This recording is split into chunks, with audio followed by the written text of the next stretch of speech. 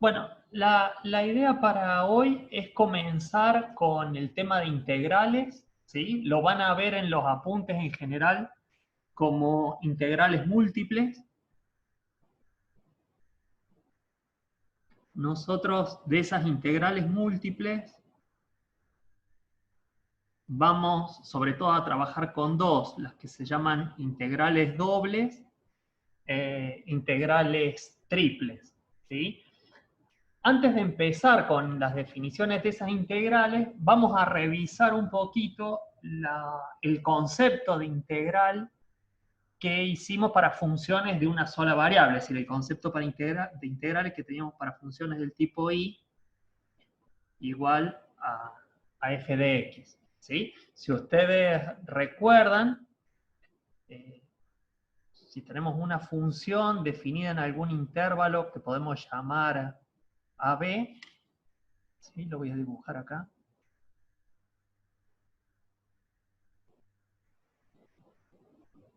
Opa. Supongamos esto es x.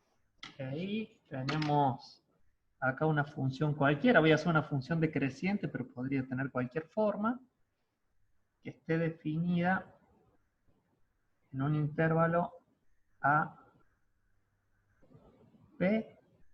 ¿Sí? Si nosotros queremos calcular en este intervalo AB el área debajo de la curva, una forma es pensar hacerlo de una manera aproximada mediante una partición del intervalo AB. ¿Está bien? Si yo podría hacer una partición del intervalo y considerar en cada intervalo la función como constante. Si, por ejemplo, voy a marcar alguna, yo podría acá hacer una partición donde, bueno, A podría ser mi valor x0, acá tengo un valor x1, x2, así puedo ir hasta uno cualquiera acá, no sé, x sub i, y llegar al final de la partición con un x sub n. ¿Sí? Es decir, cada intervalo, que le voy a llamar delta x, está definido como b menos a, que es la longitud, ¿sí?, del intervalo, sobre n, que es el número de particiones. ¿Sí? Entonces, ¿qué podría hacer acá? Bueno, podría decir, para aproximar el área sobre la curva, tomo para cada subintervalo de largo delta x un valor de la función. ¿Qué valor? Podría ser cualquiera. Por ejemplo, podría tomar para el primer subintervalo, tomar el valor x0, o sea, el valor por izquierda. Si es el caso, considero en el primer subintervalo este valor constante.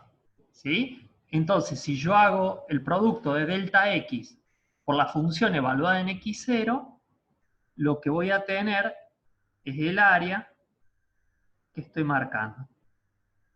¿Sí? O sea, eso sería para el primer subintervalo. Para el segundo, si tomo x1, sería este valor. Y el área sería este. Así como la función es decreciente, fíjense que puedo ir aproximando el área, está bien, en este caso por exceso, porque estoy considerando un área mayor de la que en realidad tiene cada segmento, ¿sí? Es decir, para poder definir ahora la integral definida,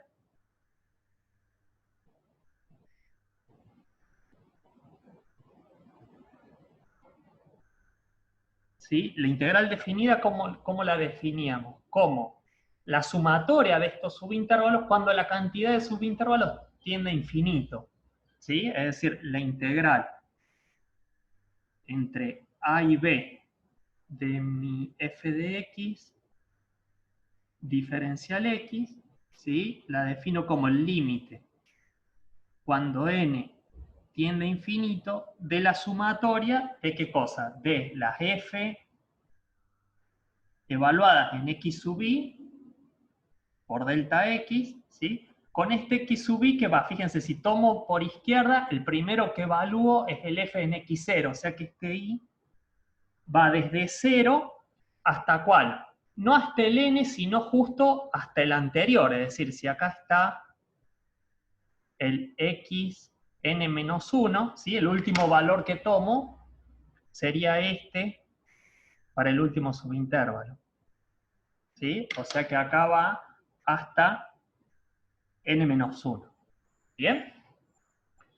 También lo podría haber hecho con el valor por derecha. ¿Está bien? Así, yo podría haber encarado este mismo problema haciendo la misma partición, ¿sí? Y tomando, vamos a tratar de tirar más o menos acá la misma función entre A, que dijimos que era x0, y B, que dijimos que era xn. ¿Sí? Esto era x1, x2. Yo lo podría haber tomado también como aproximación, que en este caso va a ser por defecto, con el valor por derecha. Es decir, que para el primer subintervalo, la región sería esta.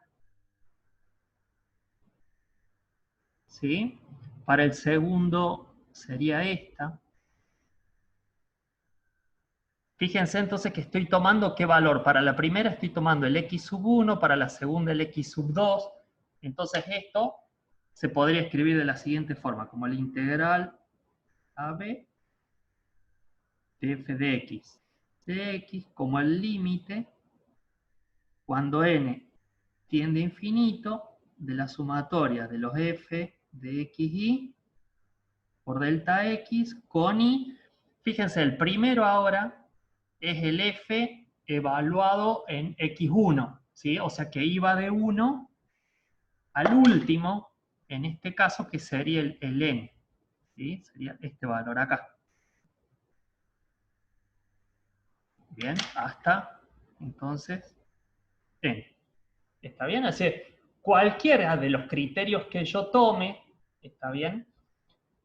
Cuando el número de particiones tiende a infinito, va a tender al valor de la integral. ¿Sí? Incluso lo podría generalizar y tomar cualquier valor en el medio del intervalo. Es decir, si venimos acá, en general estas sumas de Riemann las podría expresar de la siguiente manera, como la integral entre AB de f de x viene dado por el límite cuando n tiende a infinito de la sumatoria, bueno, de i que va de 1 a n de un valor f de x, y yo le voy a llamar asterisco. Asterisco ¿por qué? Porque es algún valor dentro de ese intervalo. ¿Sí? O sea, ese x sub i asterisco lo voy a marcar acá en una nueva gráfica.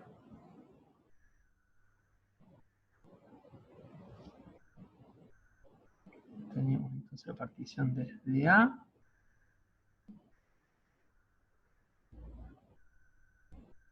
hasta B.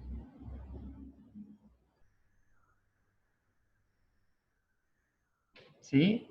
A era x0, después tenía x1, x2, B era xn.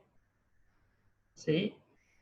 Si en cualquier lado acá tengo un x sub i, el x sub i asterisco es algún valor que está acá al medio. ¿Está bien? Que puede ser tomado con algún criterio, es decir, no tendría por qué ser el valor por izquierda ni el por derecha en cada intervalo. Podría ser un valor por acá, por ejemplo, lo vamos a marcar con otro valor. ¿Sí? Este valor tomado con algún criterio es lo que yo llamo x1 asterisco. ¿Sí? Entonces, por ejemplo, si tomo ese valor, la aproximación va a ser esta. ¿Sí? Podría acá tomar un x2 asterisco, que es un valor entre x1 y x2. Por ejemplo, por acá. Si tomo este valor, le voy a llamar x2 asterisco, bueno, la aproximación del subintervalo va a ser ese. ¿Sí? Y esto también me define, cuando el límite tiende a infinito, si la cantidad de particiones tiende a infinito, ¿sí? Me define la integral definida en un intervalo AB. ¿Bien? Esto es como un repaso de lo que vimos para una variable. ¿Está? Lo que vamos a tratar de hacer ahora es extender un poquito esto. Que lo voy a acomodar un poco. Así se ve completo. Extender un poco esto para funciones de dos variables. ¿Sí? ¿Hay alguna consulta hasta ahí? Bueno, vamos a pasar entonces ahora a funciones de dos variables para definir lo que vamos a llamar como integrales dobles.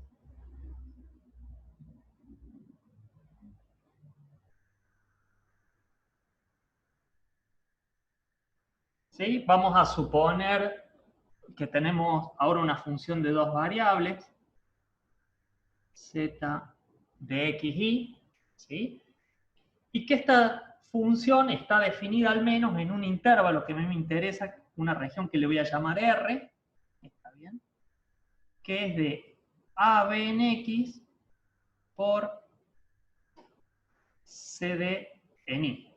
¿Sí? Es decir, ¿qué quiero decir con esto? Que X está definido entre A y B y que Y está definido entre C y D. ¿Sí? Supongamos por el momento que esa función es positiva, ¿está bien? Y la vamos a dibujar en esta región. ¿Sí? Vamos a hacer la gráfica.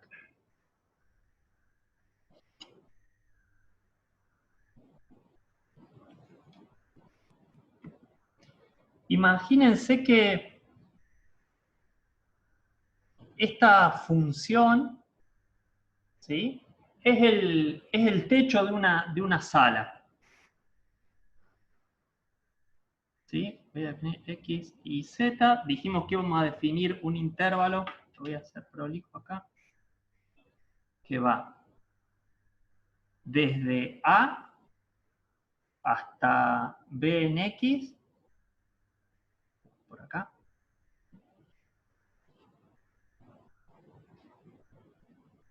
¿Sí? Y va desde un valor C en Y hasta un valor, por acá, D. ¿Sí? O sea, tenemos definido acá un rectángulo que le llamamos R, ¿sí? Y vamos a suponer que la función, la gráfica de esa función es más o menos la siguiente, para que nos quede fácil la interpretación gráfica. Acá.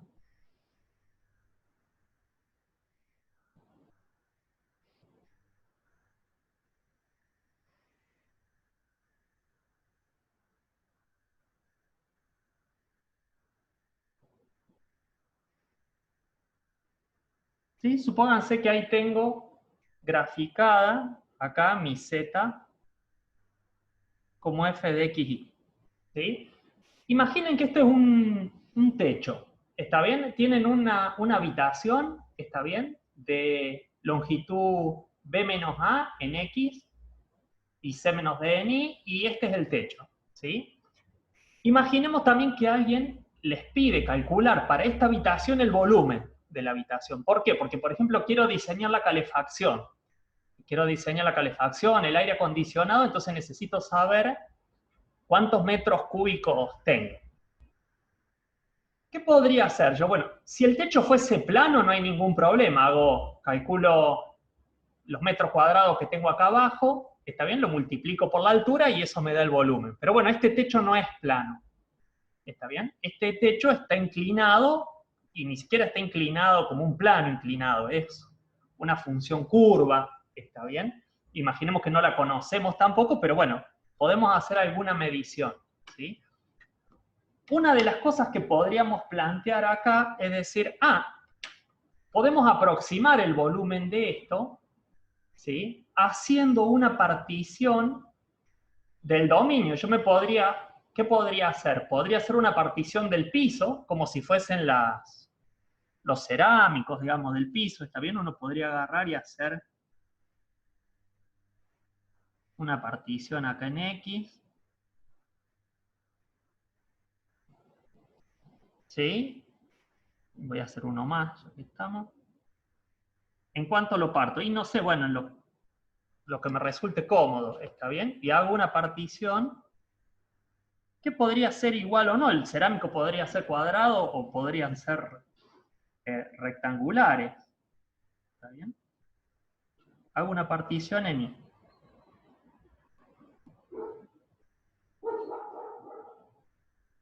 ¿Sí? Una partición cualquiera.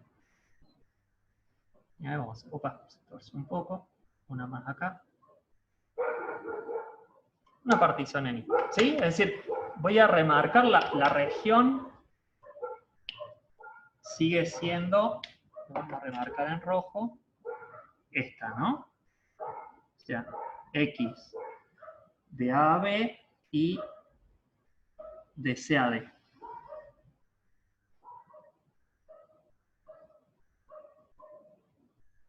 Bien, entonces tengo ahí el piso. ¿Qué es lo que podría hacer a partir de esta partición? Bueno, esta partición la voy a definir un poco más formal. Puedo decir que hice n particiones en X, ¿sí? Entonces puedo definir el ancho de ese cerámico como un delta X, que es B menos A sobre la cantidad de cerámicos, que es N. ¿Sí? Y lo mismo puedo hacer para I. ¿Sí? El ancho ahora del cerámico en I es C menos D sobre la cantidad de particiones que tengo, que le voy a llamar M. M porque no hace falta que esta habitación sea cuadrada, se podría ser rectangular, entonces puedo tener distintas particiones en X e Y, ¿sí? O sea que acá tengo, este ancho es delta X, y acá el ancho de cada uno es delta Y. ¿Bien? También podría hacer un dibujo de esto en el dominio para ir analizándolo. Es decir, yo podría hacerme un planito de la habitación que tenga XY acá. Voy a poner X y dijimos que X va entre A y B. Vamos a trazar.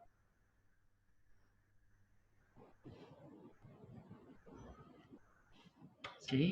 E Y va entre C y B.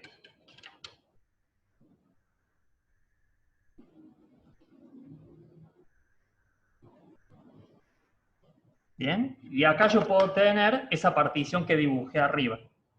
Dibujo el dominio porque, bueno, me es más fácil sobre el dominio por ahí mostrar ciertas cosas. Acá. Y en igual.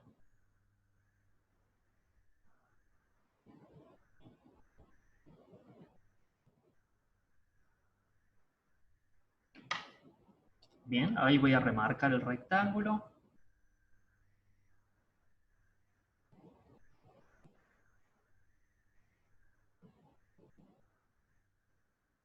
¿Sí? Este es mi plano del piso que tengo acá. Ahora, bueno, ¿cómo podría aproximar el volumen? Yo podría, para cada uno de los cerámicos, estos que generé con la partición, hacer un cálculo de la altura, tomar una altura.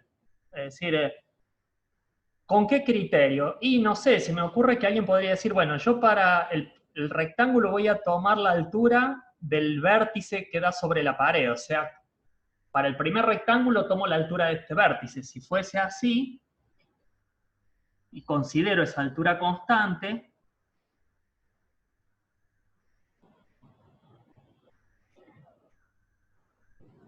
acá.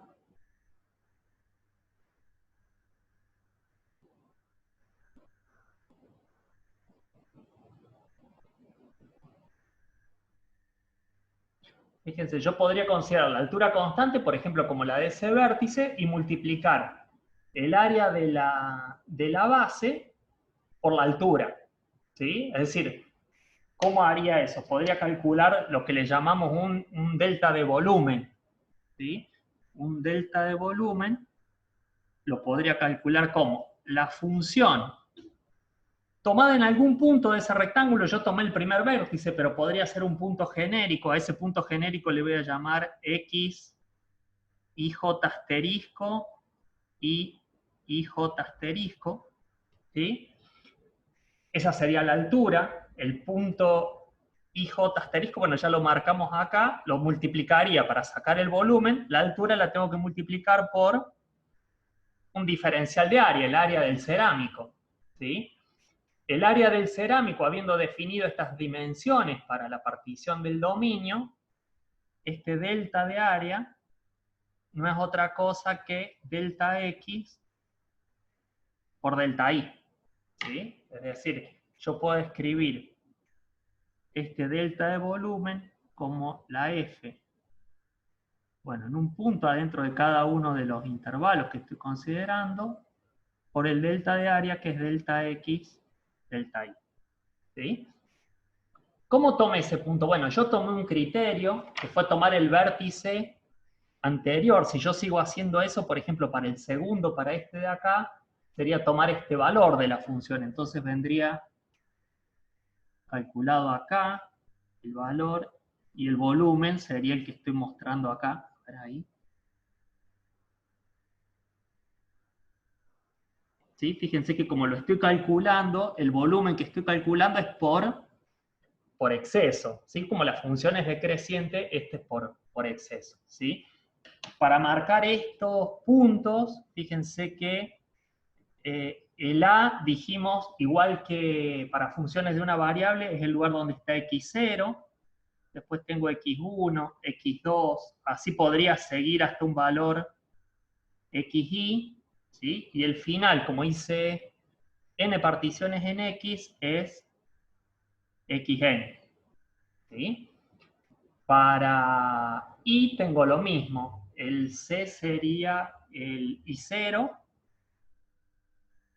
¿sí? Este punto sería el i1, este por ejemplo sería el i2, este sería un punto genérico ij,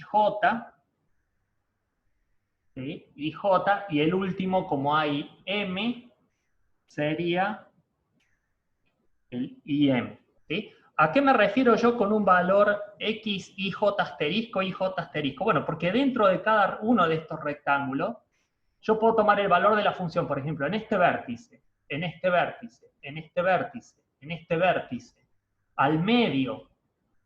¿Con qué criterio lo tomo? Bueno, en realidad hay un montón de criterios. Yo lo dibujé tomando el del extremo, pero en general se podría tomar por acá un valor cualquiera, que en este caso sería el x1 asterisco, x11, perdón, asterisco, y 11 asterisco, ¿sí? Cuando yo tengo xy y j, tomo un punto cualquiera por acá que se llama x y j asterisco y j asterisco. ¿Sí? O sea, lo marco igual que antes, con un asterisco, porque bueno, puedo usar múltiples criterios para tomar este punto dentro de cada uno de estos rectángulos que están acá. ¿Sí? Es decir, entonces lo llamo en general. ¿Bien? Entonces, bueno, ahora fíjense, si yo voy haciendo esto para cada uno de los rectángulos y lo sumo, ¿está bien? Lo que voy a tener es una aproximación del volumen entero de la sala. Es decir, yo podría aproximar el volumen, ¿sí? Vamos a poner acá el volumen, aproximadamente igual a qué cosa. Fíjense, yo tengo que sumar todos estos delta B. ¿Está bien? Ahora bien, tengo que hacer una sumatoria en X, porque X va XC, X1, X2, X3 hasta XN, y una sumatoria en Y, porque va I1, I2, I3, IJ hasta IM. ¿Sí? Entonces acá van a aparecer dos sumatorias. Una que va de I1 a N, que es la sumatoria en X, y otra sumatoria en J que va de J1 a M, ¿de qué cosa? De estos delta B, de los F, X y J asterisco, y J asterisco, delta X, delta Y. ¿Sí? ¿Por qué hay dos sumatorias? Porque fíjense, si yo fijo Y en 1, ¿sí? ¿Qué significa fijar Y en 1? Que yo en X me quedo sobre el primer valor, ¿sí? Y voy sumando los de Y. Tengo que sumar el I1, I2, I3 hasta IM, ¿sí? Después de que sumé todos, ¿qué hago? Ahí lo paso a 2 y sumo todos los correspondientes a X2. Después paso a 3 y sumo los 3. Por eso es que hay dos sumatorias, ¿está bien? Porque una suma en Y, esta, ¿está bien? Y la otra suma en X, ¿bien? Bueno, y esto me da aproximadamente el volumen abajo del techo, ¿está bien? Si yo quiero definir la integral doble, ¿qué voy a hacer? Bueno, voy a definir la integral doble como el límite de esta sumatoria cuando, ¿qué cosa? Cuando n y m tiendan a infinito, es decir, la partición en x y la partición en y tiendan a infinito. Entonces con esto, vamos a ver luego la integral doble sobre R. R, recuerden que es la región, digamos, AB por CD, se define de esta forma. Fíjense, pongo dos signos de integral para indicar que es doble, ¿está bien? Sobre R, ¿de quién? De la función, que es la f de xy, diferencial de área. ¿Sí? Y esto es igual al límite. Cuando m y n ahora tienden a infinito. ¿Sí? ¿De qué cosa? De esta sumatoria que está acá. O sea, la sumatoria desde I igual a 1 dijimos a n, j igual a 1 a m, de la función en cada segmento, x y j asterisco, y j asterisco. Lo puedo poner delta x, delta y, o directamente para que me entre acá en la hoja delta de área. ¿Sí? Entonces, esta que está acá es la definición de una integral doble.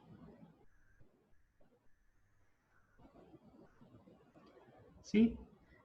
Todo eso si existe el límite, pero bueno, nosotros vamos a trabajar con funciones en donde en general este límite existe, ¿no? Pero bueno, lo vamos a aclarar acá. Si existe el límite. Bien, entonces, fíjense, conceptualmente, la integral de una sola variable nos daba el área debajo de la curva, ¿sí? En este caso, si la función siempre es positiva, lo que nos está dando la integral que llamamos doble sobre la región R, fíjense que acá abajo de la integral puse sobre qué región era, ¿sí? La integral doble sobre la región R de esta función, lo que nos está dando es el volumen debajo de la superficie. ¿Sí? O sea, la extensión de la integral simple a la integral doble nos está dando no ya ahora un área, sino un volumen debajo de una superficie.